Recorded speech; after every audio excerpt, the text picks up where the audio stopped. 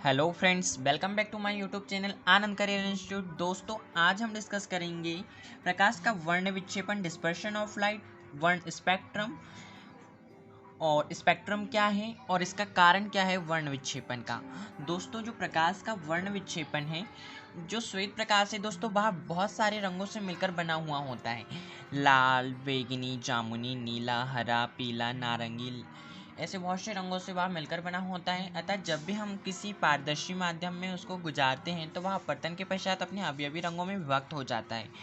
तो प्रकाश के अपने अवयवी रंगों में जिससे मिलकर वह बना होता है, उसमें विभक्त हो जाने की घटना को ही हम दोस्तों प्रकाश का वर्ण विक्षेपण कहते हैं। वही अगर हम एग्जाम्पल रियल लाइफ में देखें तो आपने देखा होगा, जो बारिश का मौसम है उसके बाद बारिश होने के कुछ समय बाद आसमान में इंद्रधनुष निकल आता है। क्योंकि प्रकाश के अपवर्तन के कारण जो लाइट है वह ओश की बूंदों से अपवर्तित होता है और अपने अवयवी रंगों में विभक्त हो जाता है। दोस्तों, जो प्रिज्म है, इसी प्रकार प्रिज्म में भी दोस्तों अपवर्तन होता है 2 बार, तब वह अपने अवयवी रंगों में विभक्त हो जाता है। तो प्रकाश के अपने अवयवी रंगों में विभक्त होने की इस घटना को ही दोस्तों हम प्रकाश का वर्ण विक्षेपण, डिस्पर्शन ऑफ लाइट कहते हैं। वहीं हमने यहाँ पे लिखा है, जब श्वेत प्रकाश की किरण एक संकीर्ण नैरो स्लिट से होकर प्रिज्म में गुजरती है तो वह भिन्न भिन्न रंगों जैसे बैंगनी, जामुनी, नीला, हरा, पीला, नारंगी तथा लाल से मिलकर बनी होती है में विभक्त हो जाती है।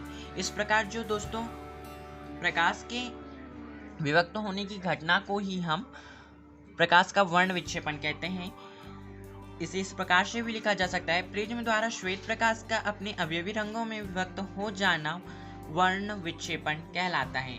अगर हम एग्जाम्पल लें, अगर चित्र से हम देख रहे हैं तो यहाँ पे हमने एक प्रिज्म लिया हुआ है। इससे हम श्वेत प्रकाश स्रोत है, यहाँ सूर्य भी हो सकता है या कोई भी टॉर्च जो आप यूज कर रहे हैं, इसको जब हम प्रिज्म में इसका टॉर्च देते हैं, लाइट देते हैं, तो यह जब प्रकाश किरण प्रिज्म से गुजरती है दोस्तों, तो यह अपवर्तन के पश्चात अपने मार्ग से विचलित होकर अपवर्तित हो जाती है और अपने जो 7 अवयवी रंग है इसमें विभक्त हो जाती है।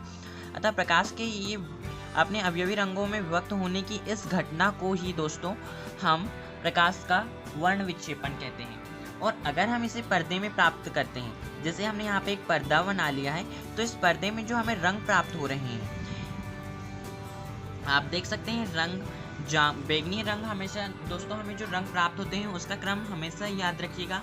बैंगनी रंग हमेशा नीचे होता है और लाल रंग हमेशा ऊपर होता है। इनका क्रम इस प्रकार होता है, बैंगनी, जामुनी, नीला, हरा, पीला, नारंगी और लाल। हम इसे इस प्रकार से याद रख सकते हैं, वे जानी हा पी ना ला। तो दोस्तों, जो हम इसे पर्दे में प्राप्त कर रहे हैं, पर्दे में प्राप्त करने की इस घटना को ही हम वर्ण स्पेक्ट्रम कहते हैं। यह जो प्राप्त हुआ है हमें, यह वर्ण क्रम या वर्ण स्पेक्ट्रम कहलाता है। इसे इस प्रकार से हम परिभाषित कर सकते हैं दोस्तों, वर्ण क्रम या स्पेक्ट्रम। श्वेत प्रकाश को जब हम प्रिज्म से गुजारते हैं तो उससे जो हमें निर्गत प्रकाश प्राप्त होता है, निर्गत किरण जो हमें प्राप्त होती है अपवर्तन के पश्चात, तो निर्गत प्रकाश को एक पर्दे में प्राप्त करने पर किए जाए, अगर हम उसे पर्दे में प्राप्त करते हैं तो पर्दे पर भिन्न रंगों की एक पट्टी हमें प्राप्त होती है। इस प्रकार प्राप्त रंगों की पट्टी को हम वर्ण क्रम या वर्ण स्पेक्ट्रम कहते हैं। श्वेत प्रकाश को प्रिज्म से गुजारकर निर्गत प्रकाश को एक पर्दे पर प्राप्त किया जाए तो पर्दे पर विभिन्न रंगों की एक पट्टी प्राप्त होती है। इस प्रकार प्राप्त रंगों की पट्टी को वर्ण क्रम या स्पेक्ट्रम कहते हैं। दोस्तों, अब हम देखते हैं कि जो वर्ण क्रम है, वर्ण विक्षेपण है, इसका कारण क्या है।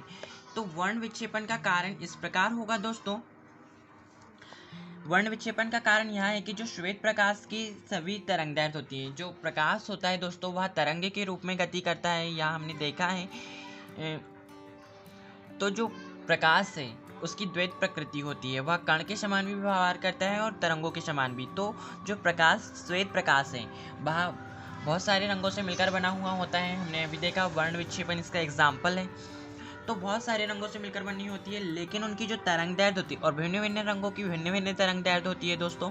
तो जो तरंगदैर्घ्य है हम उसे एंगस्ट्रॉम में मापते हैं वह दृश्य क्षेत्र 4000 एंगस्ट्रॉम से 8000 एंगस्ट्रॉम के बीच सभी रंगों की तरंगदैर्ध्य आ जाती है। श्वेत प्रकाश की जो सभी तरंगदैर्ध्य हैं वह दृश्य क्षेत्र में 4000 एंगस्ट्रॉम से 8000 एंगस्ट्रॉम तक होती है, विद्यमान होती है। हम यहाँ पे ऐसा बोल सकते हैं, विद्यमान है। तो जो हमने देखा है जो निर्वात है उसमें, या फिर हम वायु में लेते हैं तो प्रकाश की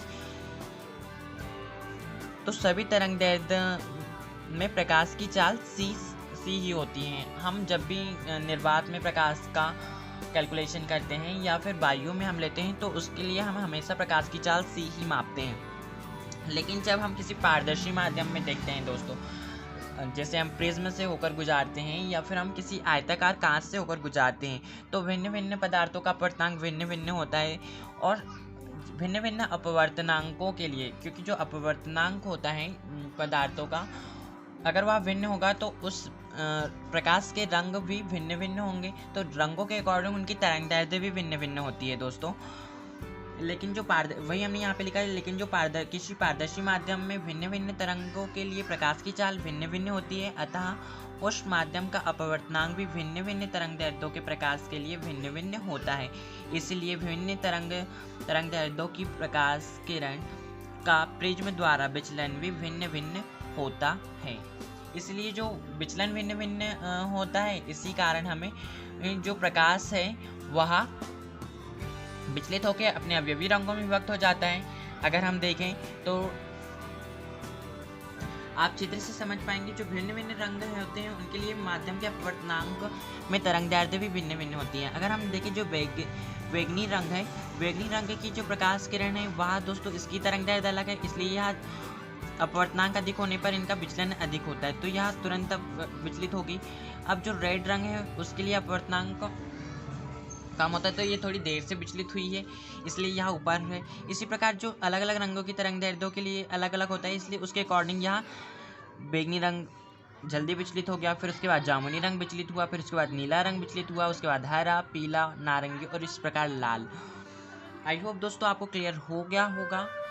thank you for watching my video.